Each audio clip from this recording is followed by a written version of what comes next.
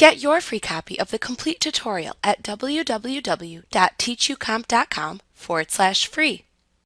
In this lesson, we will examine the items that you should create within the item list in your QuickBooks company file to use when managing trust accounts.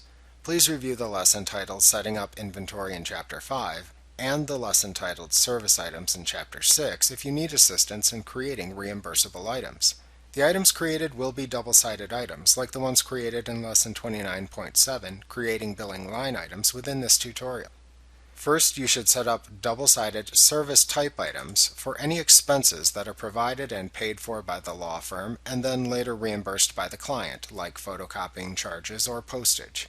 You can then use these items to collect reimbursement to the law firm from your client's trust account.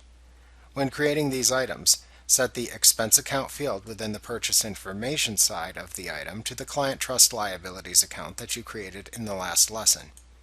You can then set the income account field within the sales description side of the item to the appropriate expense account. Once you have created these items, you can then use them within the Enter Bills window to record expenses as you provide services or incur the costs for the client. Note that you should fill in the customer job field for the line items when used in a bill to record the client and matter to which the recorded expense should apply. Also note that you should consider adopting a naming convention for these items for the law firm expenses that are passed through to the client, such as client expenses-postage, so as not to confuse them with normal types of items used in invoices that record income through their use in a sales form and record expense when used in a purchase transaction.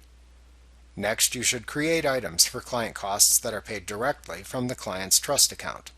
For example, if you use a client credit card account to pay for client expenses, you could then choose to have the client's trust account pay for the credit card bill when it arrives. To set up items that represent these types of expenses, you must create a double-sided service item. You can then set the account fields within both the purchase information and sales information sections to the client trust liabilities account. You can then use this type of item within bills entered against the client trust accounts payable account or within credit card charges made against the client trust credit card account. Once again, a separate naming convention with these types of items can be useful when creating them within the item list. Finally, you should create double-sided service items that will be used for any lawyer's fees that will be paid directly from the client trust account. As with the items that you just created, the account shown in both the purchase information and the sales information side of this item should be set to the client trust liabilities account, and you should also consider a naming convention for these items, such as fees paid from trust as well.